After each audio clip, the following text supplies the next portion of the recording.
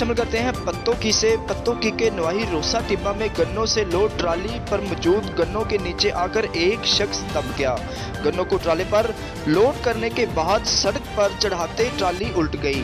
हादसे की इतला मिलते ही रेस्क्यू 1112 की गाड़ियां मौके पर पहुंच गई।